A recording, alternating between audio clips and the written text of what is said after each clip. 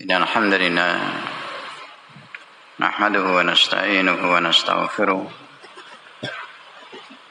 ونعوذ بالله من شرور أنفسنا ومن سيئات أعمالنا من يهده الله فلا مضل له ومن يضلل فلا هادي له أشهد أن لا إله إلا الله وحده لا شريك له وأشهد أن محمدا عبده ورسوله يا أيها الذين آمنوا اتقوا الله حق تقاته ولا تموتن إلا وأنتم مسلمون يا أيها الناس اتقوا ربكم الذي خلقكم من نفس واحدة وخلق منها زوجها وبث منهما رجالا كثيرا ونساء واتقوا الله الذي تساءلون به والأرحام إن الله كان عليكم رقيبا يا أيها الذين آمنوا اتقوا الله وقولوا قولا سديدا يصلح لكم أعمالكم ويغفر لكم ذنوبكم ومن يطع الله ورسوله فقد فاز فوزا عظيما أما بعد إخوة الإيمان رحمكم الله وعزكم الله جميعا فنحمد الله ونشكره جل في علا. Senantiasa kita memanjatkan syukur kepada Allah dan memuji Allah Jalla wa'ala atas segala limpahan nikmat al-zahira wal batinah yang Allah anugerahkan kepada kita bimannihi wa karamihi. Terlebih khusus nikmat iman wal Islam was sunnah yang Allah tetapkan pada kita semua bitaufiqihi jalla wa ala.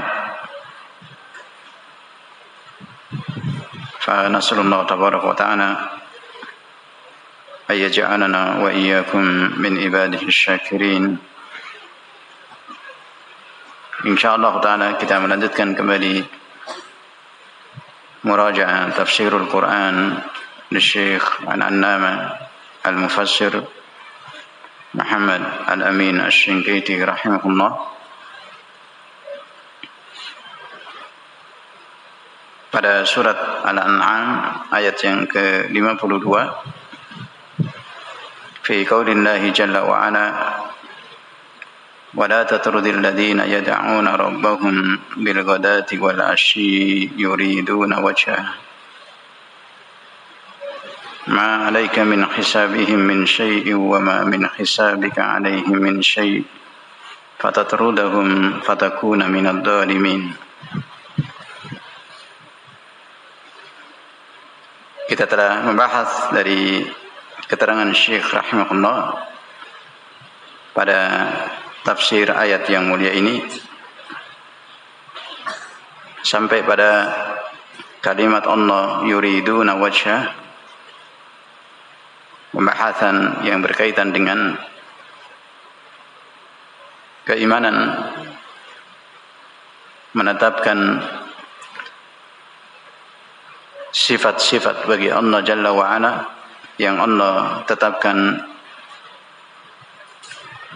pada dirinya, baik dalam Al-Quran demikian juga dalam Sunnah An-Nabawiyah As-Sahihah.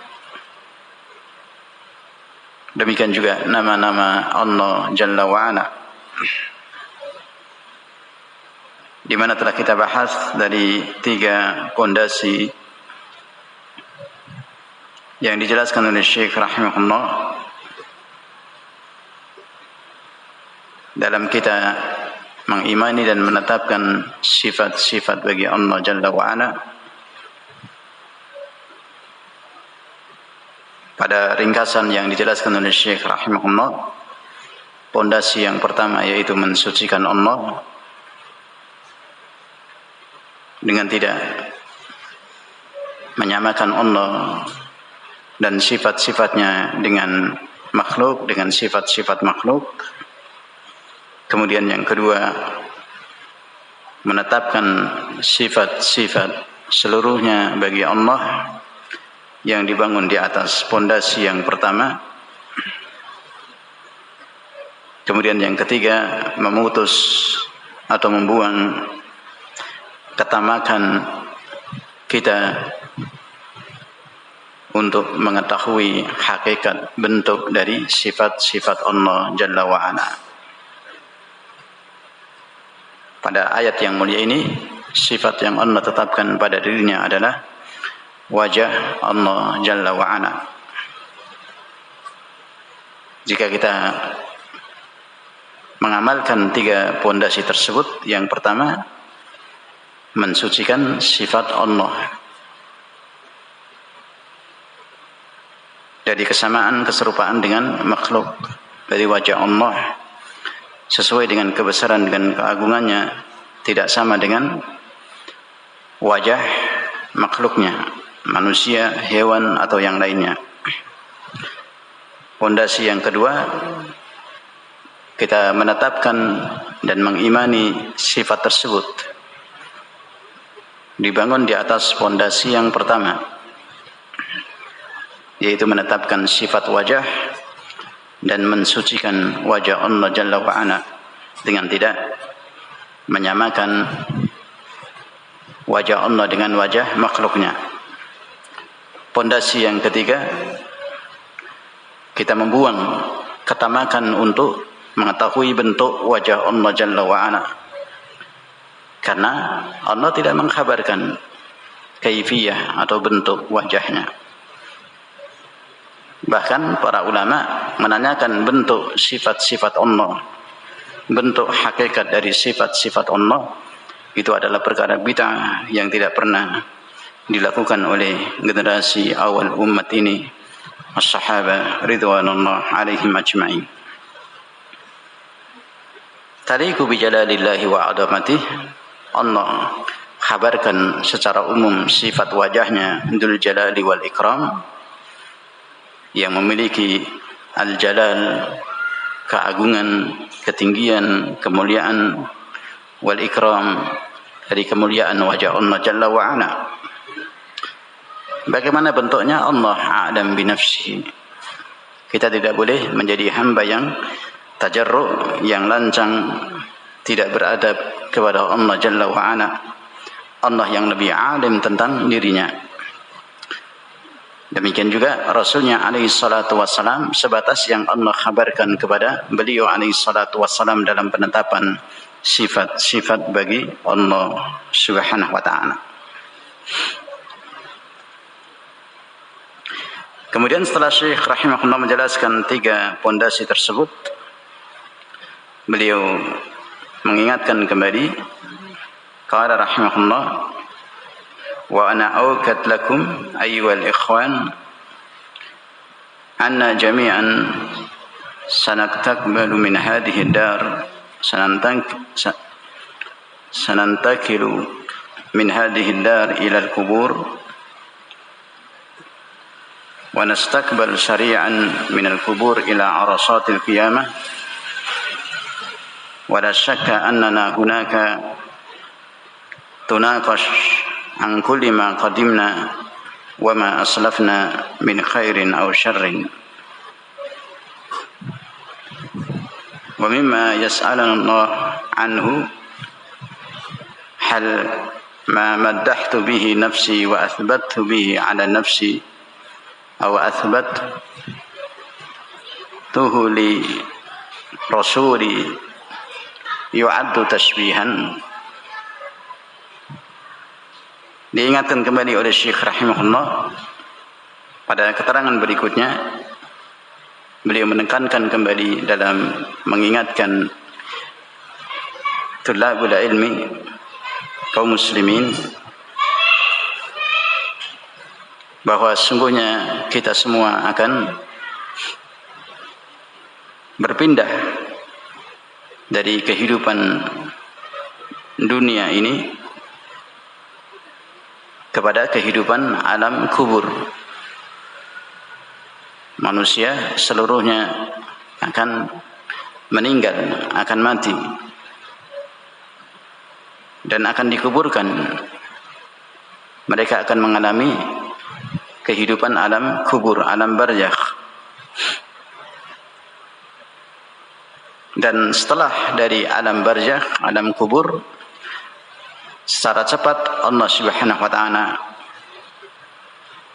akan membangkitkannya, menghidupkan kembali ila arasatil qiyamah, menuju arasat al-qiyamah, yakni mahsyar. Bumi yang Allah ciptakan baru, sebagaimana yang telah lalu kita bahas, tempat berkumpulnya umat manusia seluruhnya setelah kebangkitan mereka min kuburihim, dari kuburan mereka. Dan perkara yang pasti, kita akan ditanya oleh Allah Subhanahu wa taala an kulli ma qadimna, dari semua yang telah lalu, semua yang kita perbuat, semua yang kita ucapkan, semua yang kita yakini, yang kita imani, akan ditanya oleh Allah Subhanahu wa taala pertanggungjawabannya. Demikian juga masalah keimanan pada asma wa sifat. Jangan dikira berkaitan dengan keimanan pada nama-nama dan sifat-sifat Allah yang merupakan pondasi dan pokok keyakinan seorang hamba yang beriman, itu tidak akan ditanya nanti di hadapan Allah Jalla wa Ala.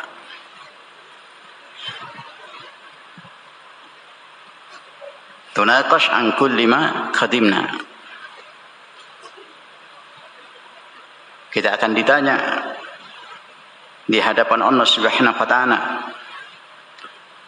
Allah Subhanahu wa taala akan memberikan pertanyaan dari semua yang Allah Subhanahu wa taala telah kabarkan, telah perintahkan kepada kita untuk menghambakan diri kepada Allah dengan tauhid. Salah satunya adalah tauhid asma wa sifat. Wa ma aslafna min khairin aw syarrin.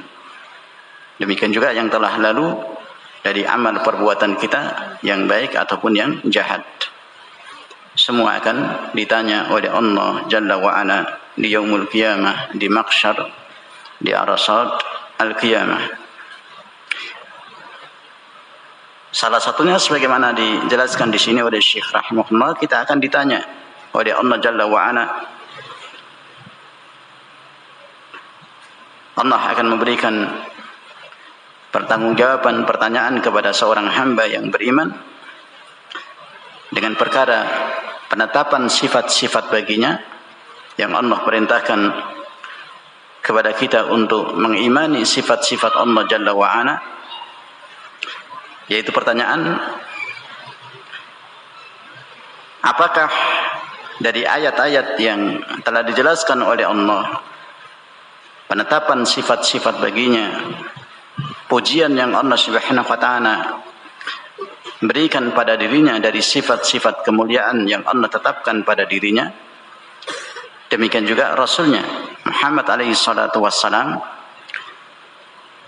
yang juga menetapkan sifat-sifat Allah Subhanahu wa taala,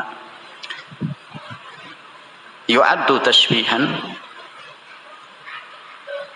Apakah yakni menetapkan sifat-sifat tersebut itu akan terbawa kepada tasbih, menyamakan, menserupakan Allah dengan makhluknya? Jawabannya tidak.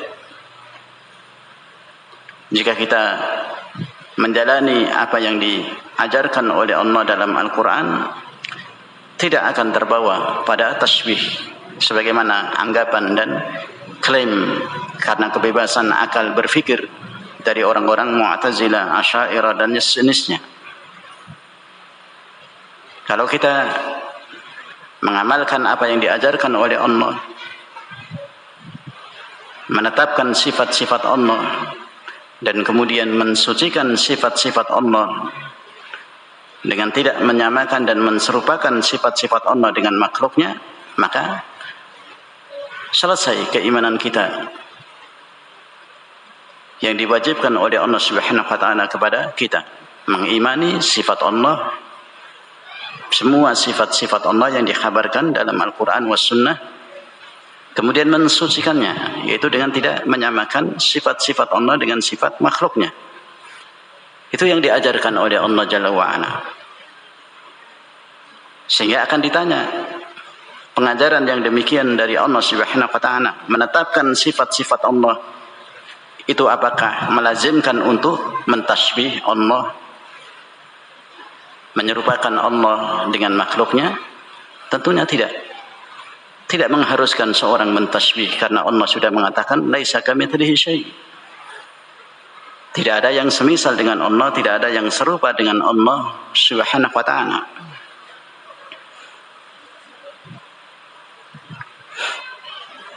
Sebagaimana yang diingatkan oleh Syekh rahimahullah, "Law muttum ya ikhwani wa antum ala hadhihi al-mu'taqid." Kalau seorang meninggal dalam keadaan membawa i'tiqad yang sahih, keyakinan iman yang sahih, menetapkan sifat-sifat Allah, maka akan selamat.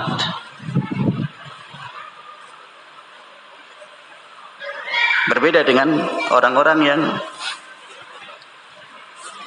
terbebani dan menyiksa mereka menetapkan sifat-sifat Allah yang Allah tetapkan pada dirinya, terbebani dan menyiksa mereka untuk menserupakan Allah Jalla wa'ala dengan makhluknya.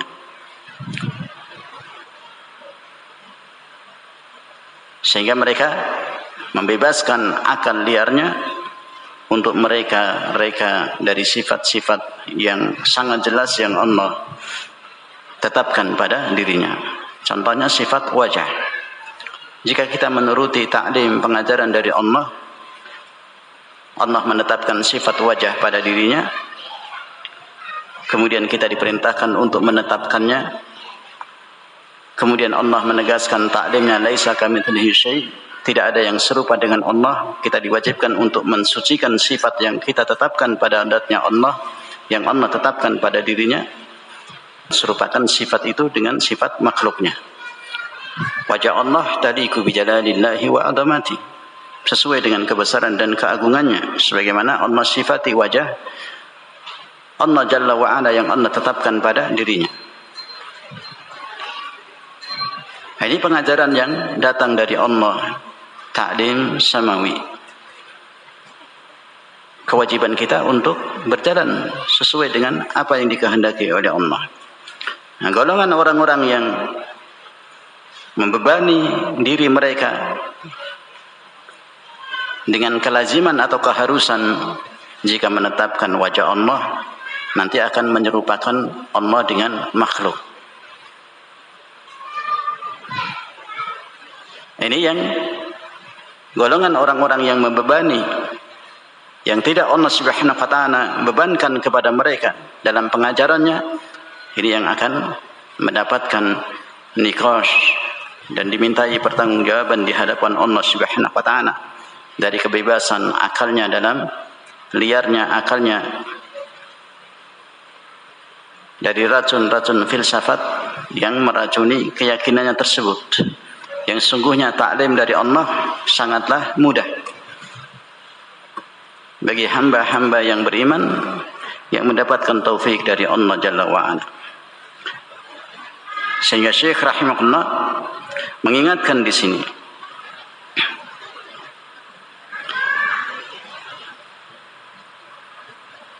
an musyabahatil khalqi, apakah membebani dirimu untuk mensucikan Allah dengan beban musyabahatul khalq, menyerupakan Allah dengan makhluknya, padahal pengajaran Allah tidak seperti itu. Kita diperintahkan untuk mengimani sifat-sifat Allah dan mensucikannya dengan tidak menyamakan sifat Allah dengan makhluknya. Kenapa kalian terbebani untuk mengimani sifat Allah? Kalau mengimani sifat Allah, kemudian kalian terbebani dengan nanti menyerupakan Allah dengan makhluknya. Ini beban dan siksaan yang kalian dohirkan sendiri pada diri-diri kalian. Orang-orang Jahmiyah, orang-orang Mu'tazilah, orang-orang Asy'ariyah, Maturidiyah, Kullabiyah dan yang lainnya. yang mereka menyiksa diri mereka sendiri, membebani diri mereka sendiri dengan apa yang Allah tidak berikan beban dan siksaan yang sesungguhnya mereka dohirkan sendiri. Pengajaran dari Allah begitu mudah. Mengimani sifat Allah, menetapkan sifat Allah, dan kemudian mensucikannya dengan tidak menyamakan sifat Allah dengan sifat makhluknya. Sedangkan kalian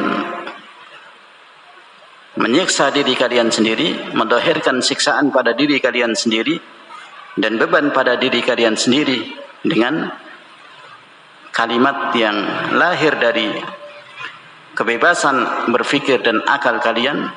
Kalau kita menetapkan sifat wajah bagi Allah, nanti kita akan terjatuh pada menserupakan Allah dengan makhluknya.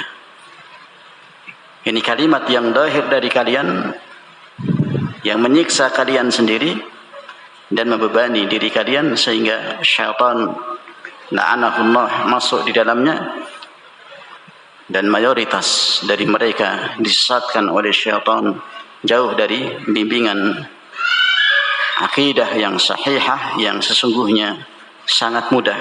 Ta'lim samawi, pengajaran dari Allah Subhanahu wa taala kepada hamba-hambanya. Bahkan Syekh rahimahullah menjelaskan terangnya, gamblangnya, jelasnya kasyamsi, seperti matahari. Karena begitu mudah Allah Subhanahu wa taala memberikan pengajaran kepada hamba-hambanya. Wallahu la yalumunakum ala dalik. Jadi Allah tidak membebani kalian yang demikian. Tidak memberikan keharusan siksaan yang kalian timbulkan sendiri. Dengan kelaziman keharusan yang kalian timbulkan sendiri, yang sesungguhnya taklim samawi dari Allah Subhanahu wa taala mudah, sebagaimana kita ketahui.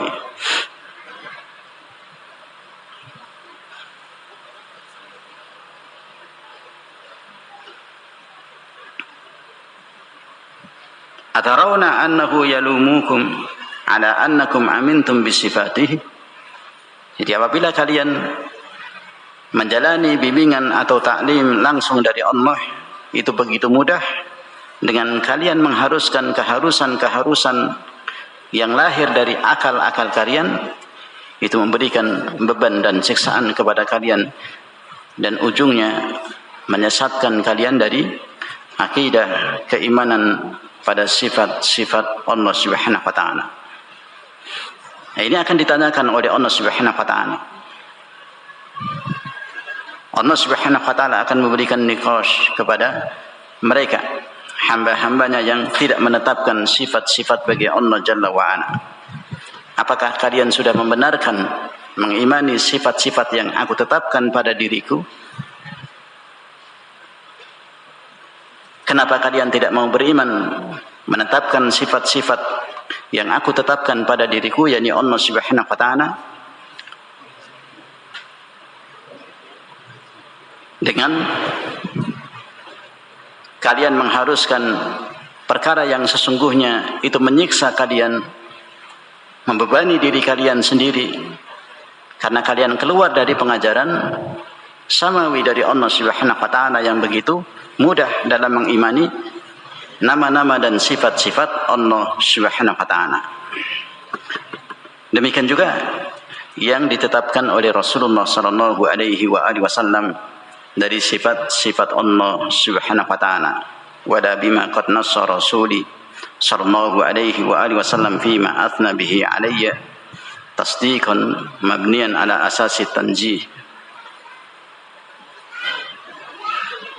Ini akan dimintai pertanggungjawaban nanti di hadapan Allah Subhanahu wa taala dari perkara besar dalam penetapan keimanan pada sifat-sifat Allah yang Allah tetapkan pada dirinya. Mereka yang keluar dari pengajaran langsung dari Allah Subhanahu wa taala dalam ayat Allah, laisa kamitslihi syai' wa huwas samiul basir, sebagaimana yang telah kita bahas. Qala rahimahullah fa huwa tariqun salama muhaqqaqah di mana pengajaran yang mudah dari Allah Subhanahu wa taala pada keimanan pada sifat-sifat Allah dan nama-nama Allah Jalla wa Ala, itu adalah manhaj yang selamat, yang hak, yang dijalani oleh para sahabat Nabi sallallahu alaihi wasallam. Jangan sampai kita teracuni dengan racun mereka, orang-orang Jahmiyah, orang-orang Mu'tazilah, Asy'ariyah dan yang lainnya, yang menciptakan beban sendiri, menciptakan siksaan sendiri dari keharusan-keharusan yang mereka haruskan pada diri mereka sendiri, yang bukan datangnya dari bimbingan Allah Subhanahu wa taala. Sebagaimana kita ketahui, kalau menetapkan sifat mendengar bagi Allah, nanti menyerupakan Allah dengan manusia, dengan hewan, karena hewan juga mendengar. Ini kelaziman, keharusan kalimat yang mereka dohirkan sendiri dan menyiksa mereka, yang akhirnya menyesatkan mereka dari jalan yang sahih, tariqun sahih dalam kita mengimani dan menetapkan sifat-sifat bagi Allah Subhanahu wa taala. Dan diperingatkan oleh Syekh rahimahullah bahwa aklukal miskin, akal kalian terbatas, miskin, al-qasir, sangat pendek, sangat terbatas, sangat lemah, tidak akan bisa muhitun bi kaifiyati sifati, tidak akan bisa untuk meliputi, mengetahui bentuk hakikat dari sifat-sifat Allah Jalla wa Ala, sebagaimana pondasi yang ketiga, asas yang ketiga yang telah dijelaskan oleh Syekh rahimahullah. Yang kewajiban kita untuk memutus, membuang tamak kita, kerakusan kita, untuk mengetahui bagaimana bentuk hakikat wajah Allah, bagaimana bentuk hakikat sifat-sifat Allah. Ini harus diputus, harus dibuang kerakusan, ketamaan untuk mengetahui bentuk hakikat sifat-sifat Allah Jalla wa'ala. Karena akal kita sudah Allah Subhanahu wa ta'ala nyatakan tidak akan mampu muhitun bi kaifiyati sifatillahi Jalla wa'ala, tidak akan mampu meliputi, mengetahui bentuk hakikat sesungguhnya dari sifat-sifat yang ada pada Allah Jalla wa'ala. Wala yuhituna bihi ilma. Ini ayat Allah Subhanahu wa taala yang menegaskan keterbatasan akal kita manusia, pemahaman kita manusia tidak akan bisa sampai mengetahui hakikat bentuk dari sifat-sifat Allah, wajah Allah, pendengaran Allah, penglihatan Allah, ilmu Allah yang maha luas. Tidak akan bisa, tidak akan mampu akal dan pengetahuan kita untuk bisa sampai pada hakikat bentuk dari sifat-sifat Allah Jalla wa Ala. Allah a'lam bi nafsihi, Allah yang lebih alim tentang dirinya. Kita wajib beriman sebagaimana yang Allah khabarkan, sebatas yang Allah khabarkan dalam Al-Quran, demikian juga dalam sunnah Rasulullah sallallahu alaihi wasallam.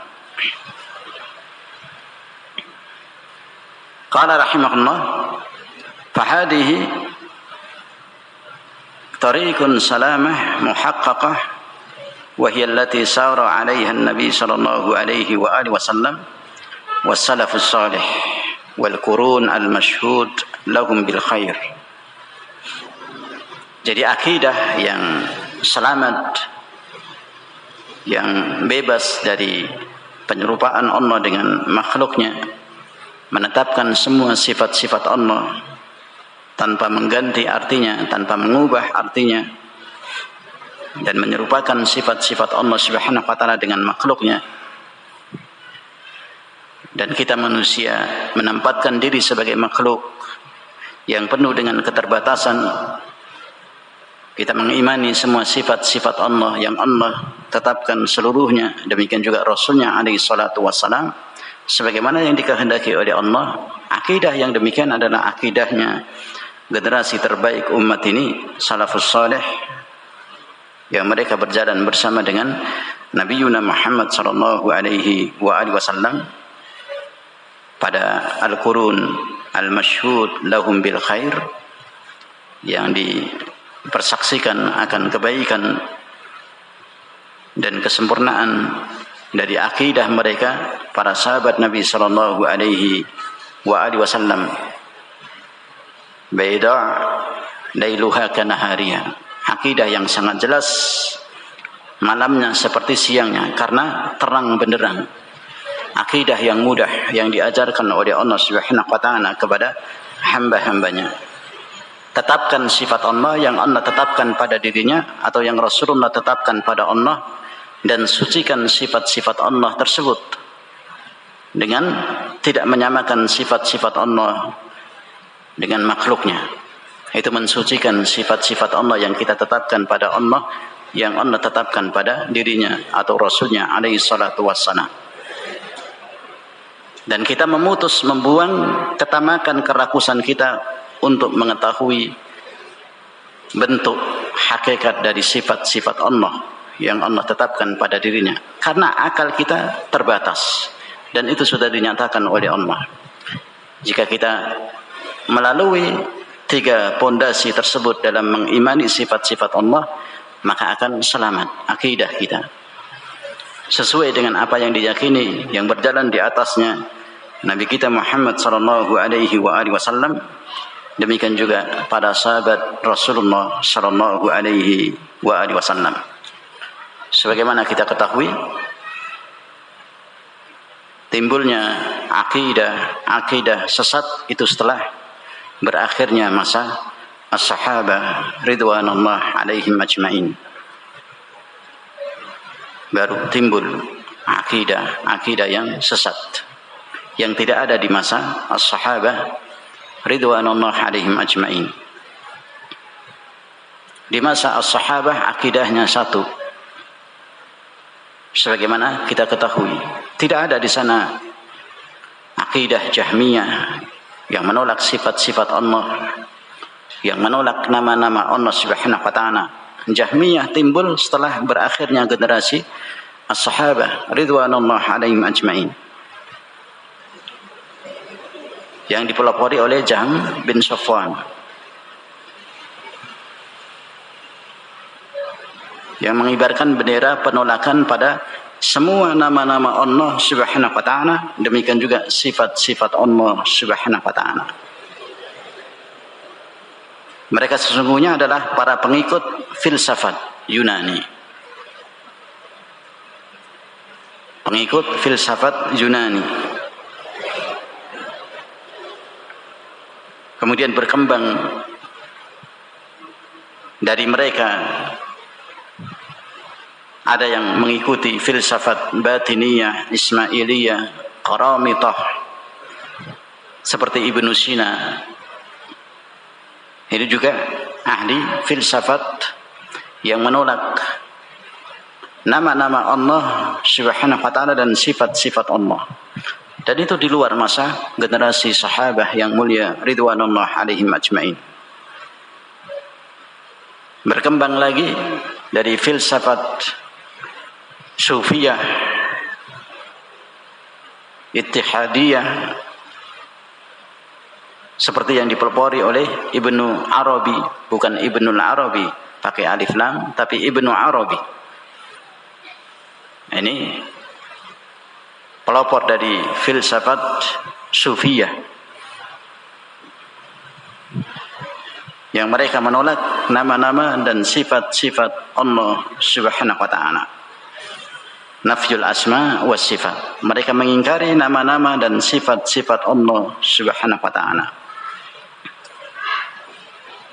Setelah golongan Jahmiyah, timbul golongan-golongan yang lainnya yang berkembang setelah itu. Kelompok Asy'ariyah, Mu'tazilah, Asy'ariyah dan pengikut-pengikutnya yang mewarisi dari warisan pemikiran Mu'tazilah. Mereka menetapkan nama-nama Allah tetapi tidak menetapkan sifat-sifat Allah Subhanahu wa taala yang ada pada setiap nama-nama Allah Jalla wa ala. Mereka bahas lagi, akal mereka berkeliaran, mengembara, bebas, menentukan waliyadu billah sifat yang pantas bagi Allah dan yang tidak pantas bagi Allah. Padahal Allah Subhanahu wa taala sudah menetapkan sifat-sifat tersebut.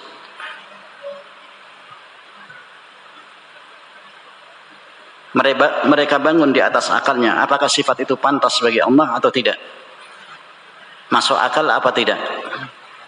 Sampai pada perkembangan orang-orang Asy'ariyah, mereka menetapkan hanya 7 sifat bagi Allah Jalla wa'ala. Yang lainnya ditolak, diingkari. Tidak secara langsung seperti orang-orang Jahmiyah dalam mengingkari sifat-sifat Allah, tetapi ditahrif, ditakwil, diubah artinya dengan yang lebih halus. Mereka hanya menetapkan 7 sifat bagi Allah yang terkenal pada mereka, yaitu al-haya, hidup, kemudian al-kalam, berbicara, itu pun terdapat rincian sebagaimana antum bisa pelajari dalam keterangan para ulama, yang mereka tidak sempurna dalam menetapkan sifat kalam bagi Allah Jalla wa ala. Kemudian pendengaran, kemudian iradah, kemudian ilmu, melihat, dan kudrah. Itu 7 sifat yang mereka tetapkan karena kata mereka masuk akal.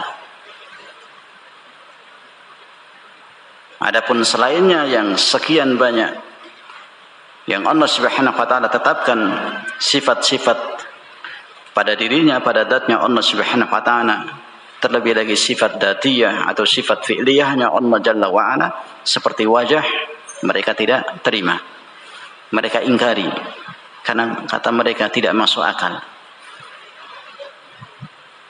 Lahir rumus-rumus filsafat yang aneh yang ada pada mereka, yang menggiring manusia pada pengingkaran, pada penetapan sifat-sifat bagi Allah Subhanahu wa taala. Kemudian golongan Mu'tazilah yang juga menetapkan nama-nama Allah Subhanahu wa taala duna sifat, adapun sifatnya mereka ingkari. Jadi nama Allah hanya sekedar nama, tidak mengandungi sifat-sifat Allah yang maha mulia, sebagaimana akidah ahli sunnati wal jamaah menetapkan sifat-sifat Allah pada nama-nama yang Allah Subhanahu wa taala tetapkan pada dirinya. Ini juga pemikiran orang-orang Mu'tazilah yang apabila kaum muslimin mereka berjalan di atasnya akan dibawa kepada sesuatu yang tidak berujung, sesuatu yang membingungkan. Padahal akidah ahli sunnah yang diajarkan oleh Allah dalam Al-Quran begitu mudah. Nah, kalau kita mengikuti akidahnya kaum Mu'tazilah, mereka mengimani nama Allah duna sifat dan tidak mengimani sifat Allah yang ada di dalam nama-nama Allah Subhanahu wa taala, maka timbullah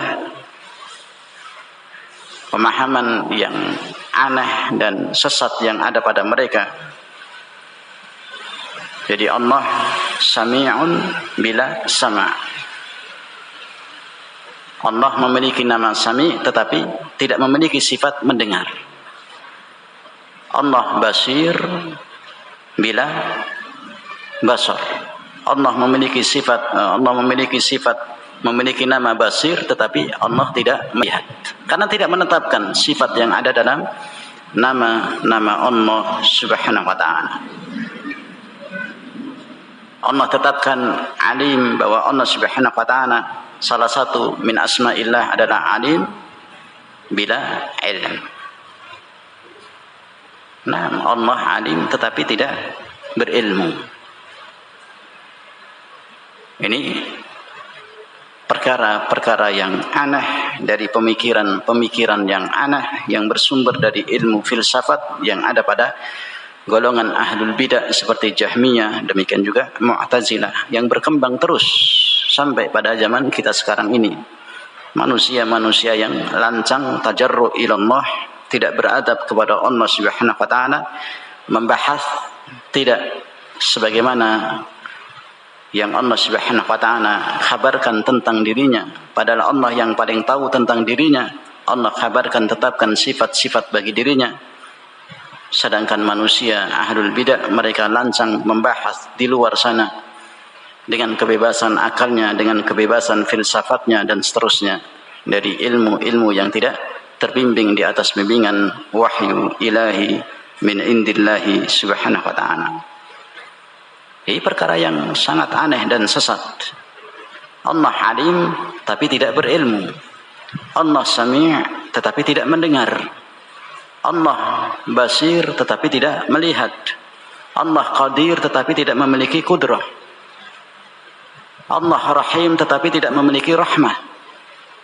Ini pemikiran yang nyeleneh dan aneh dan sesat dari orang-orang Mu'tazilah. Wal'iyadu billah.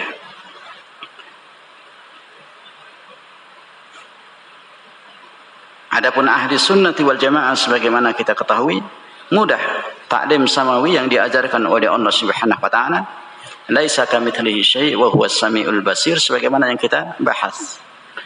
Tetapkan sifat Allah, semua dari sifat Allah yang Allah tetapkan pada dirinya, imani dan sucikan. Bagaimana mensucikannya? Tidak menyamakan dan menserupakan sifat Allah tersebut dengan makhluknya. Selesai.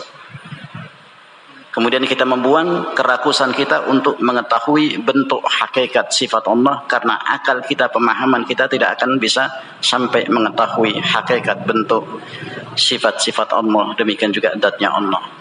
Mudah pengajaran samawi dari Allah Subhanahu wa taala kepada kita. Ketika Allah menghabarkan sifat As-Sami', mendengar, yang terkandung dalam nama Allah Sami'un, kita imani sifat tersebut, kita sucikan sifat tersebut. Pendengaran Allah tidak sama dengan pendengaran makhluknya. Kemudian kita buang untuk mengetahui hakikat bentuk pendengaran Allah. Kita buang, ketamakan kerakusan kita, karena akal kita tidak akan bisa sampai untuk mengetahui, mengilmui bentuk hakikat zatnya Allah, demikian juga sifat-sifat Allah Subhanahu wa taala. Selesai.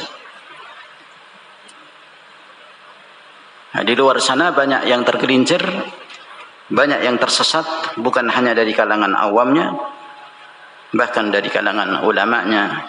Itu karena tidak mengikuti apa yang Allah Subhanahu wa taala berikan bimbingannya dalam perkara keimanan pada sifat-sifat yang Allah tetapkan pada dirinya.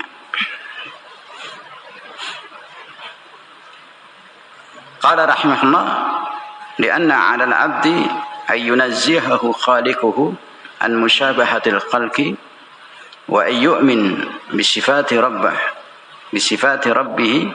wa la yukadzibu rabbah wa la nabiyyahu imanan mabniyan ala asasi tanjih. ويعرف قدر عقله ويعلم أنه عاجز عن الإحاطة بكيفية خالق السماوات والأرض.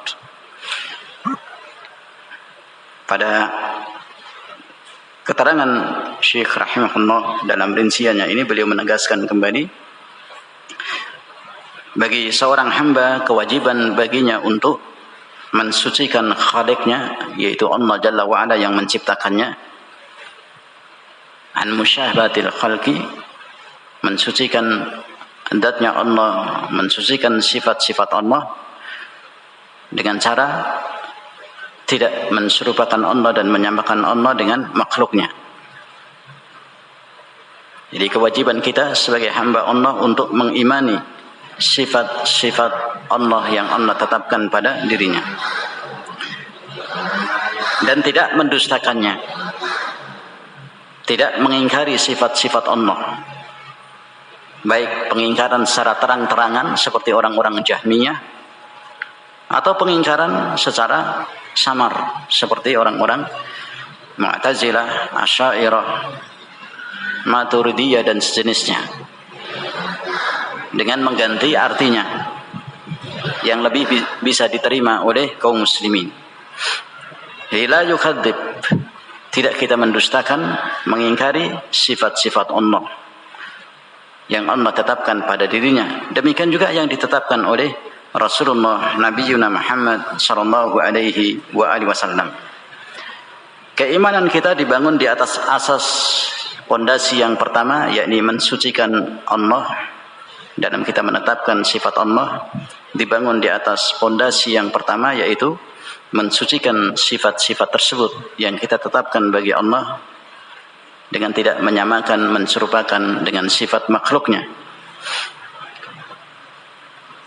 Kemudian yang terakhir dijelaskan oleh Syekh rahimahullah dari tanbih, seorang hamba tahu diri, ya'rif qadra aqlihi, tahu diri keterbatasan akalnya, sebagaimana dalam pondasi asas yang ketiga yang dijelaskan oleh Syekh rahimahullah. Tahu diri akan keterbatasan akalnya, kelemahan akalnya, bahwa manusia akalnya, pemahamannya tidak akan bisa sampai untuk menemukan bentuk hakikat dari sifat-sifat Allah Jalla wa'ala. Ini ikhwatal iman rahimakumullah yang dijelaskan oleh Syekh rahimahullah dari 3 pondasi dalam kita mengimani sifat-sifat Allah subhanahu wa ta'ala.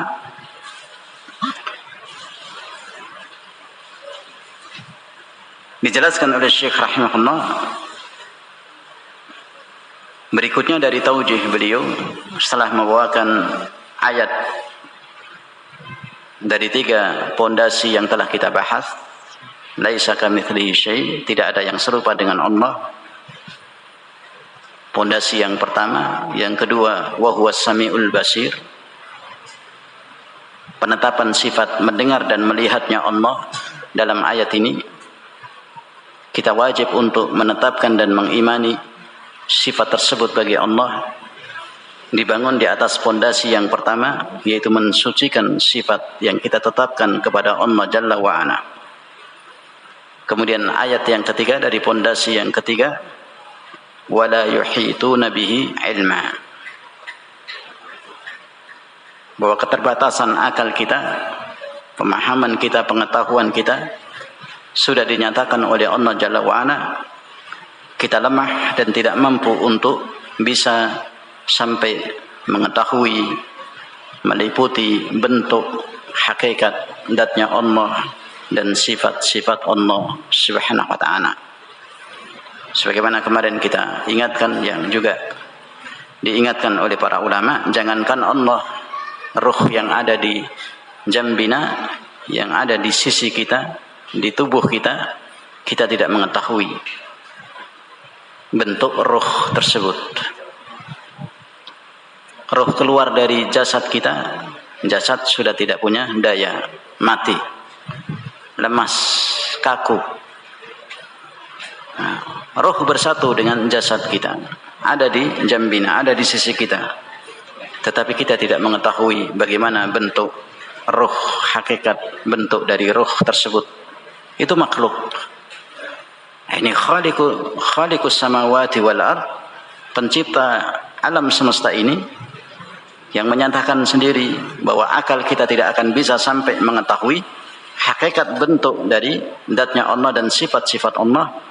Nah, kita jangan sampai menjadi orang-orang yang tajarru, yang lancang, yang tidak beradab, menetapkan atau membuang sifat Allah seenaknya sendiri.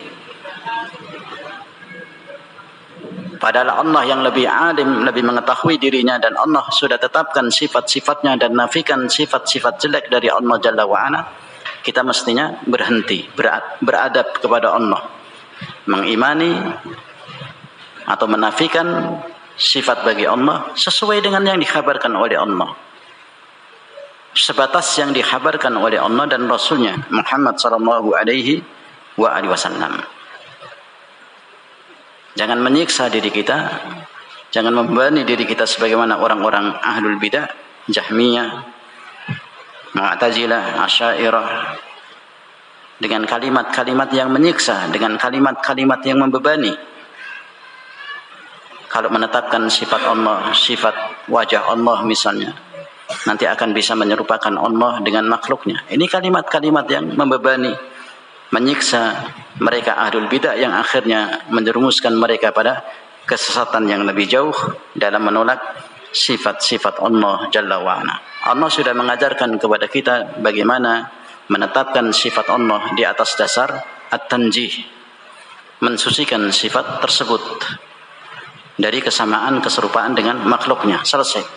Imani sifat wajah, kemudian sucikan wajah, sifat wajah bagi Allah dengan tidak menyamakan wajah Allah dengan wajah makhluknya. Demikian juga sifat-sifat yang lainnya, mendengarnya Allah, melihatnya Allah, dan seterusnya.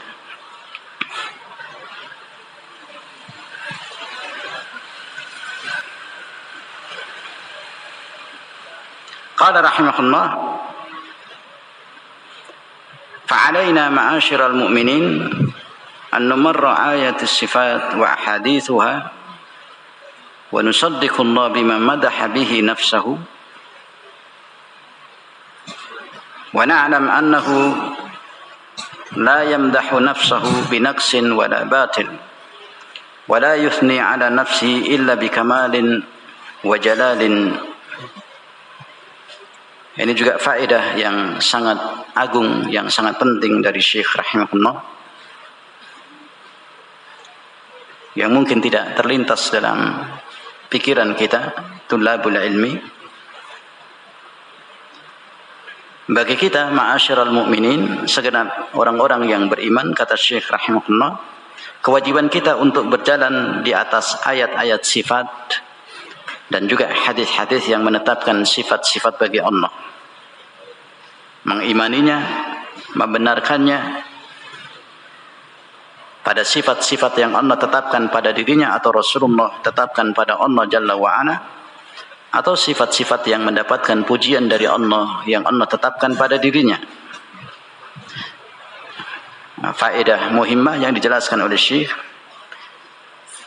kita mengetahui, mengilmui annahu la yamdah nafsahu binaqsin wala batil. Ini kalimat dahabiyah yang patut kita abadikan dengan tinta emas dari kalimat Syekh rahimahullah. Kita ilmui, kita ketahui bahwa sesungguhnya Allah Subhanahu wa taala tidak memuji dirinya dengan naqs wala batil, dengan sesuatu, dengan sifat yang cacat atau sifat yang batil, yang rusak, yang batil atau cacat. Jadi Allah tidak akan pernah memuji dirinya sendiri dengan sesuatu yang cacat atau kebatilan. Unduru hafidhakumullah dari kalimat dahabiyah Syekh rahimahullah. Ketika Allah menetapkan sifat wajah, kemudian Allah memuji wajahnya, wa yabqa wajhu rabbika, Allah puji dzul jalali wal ikram. Wajah Allah yang memiliki al-jalal wal ikram, keagungan, kemuliaan, ketinggian, kesempurnaan yang mutlak. Allah tidak mungkin memuji dirinya dengan sesuatu yang cacat atau sesuatu yang batil. Tidak akan mungkin. Ini perkara yang sangat jauh kemustahil. Allah dengan segala kesempurnaan sifat-sifat dan keagungan yang ada pada dirinya, tidak akan mungkin Allah puji dirinya dengan sesuatu yang cacat, dengan sesuatu yang batil, dengan sesuatu yang jelek.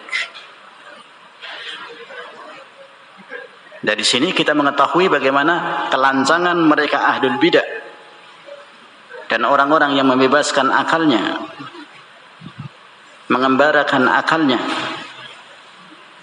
Jangan tetapkan sifat wajah bagi Allah, Nanti kalau kita menetapkan sifat wajah bagi Allah, kita akan menyerupakan Allah dengan hewan, dengan binatang, dengan manusia, dengan makhluk.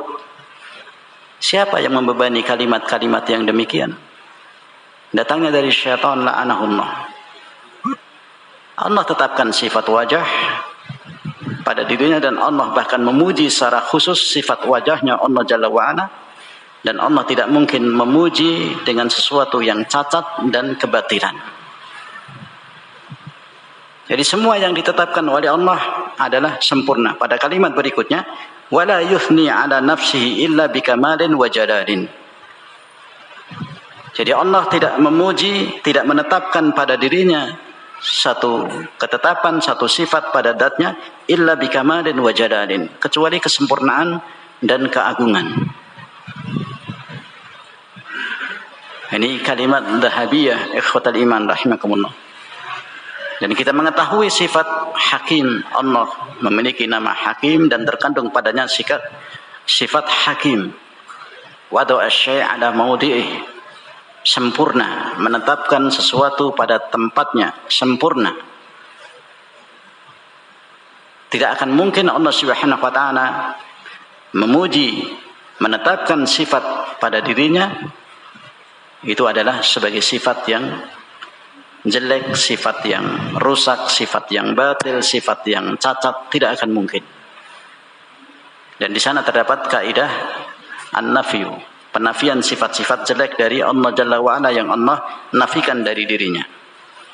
Jadi Allah Subhanahu wa ta'ala tidak akan memuji dirinya kecuali dengan kesempurnaan, dengan keagungan, dengan kemuliaan,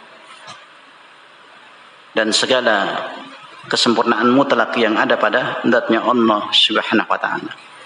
Allah sendiri yang menetapkan sifat wajah dan dipuji secara khusus, dan Allah lebih alim tentang dirinya. Demikian juga Nabi kita Muhammad sallallahu alaihi wasallam sebatas ilmu yang diberikan oleh Allah kepadanya. Tetapi manusia-manusia setelahnya di zaman kita sekarang ini, mereka lancang kepada Allah Subhanahu wa ta'ala, tajarruk kepada Allah, membahas sifat-sifat Allah dengan lancangnya, yang masuk akal diterima, yang tidak masuk akal dibuang. Isyada. Ini kelancangan, tidak beradabnya manusia kepada Allah Subhanahu wa ta'ala. Ini ikhwatal iman rahimakumullah, dari lanjutan yang kita bisa murajaah pada kesempatan ini. Kita cukupkan dulu sampai di sini. Wallahu a'lam bishawab. Wa akhiru da'wana alhamdulillahi rabbil alamin.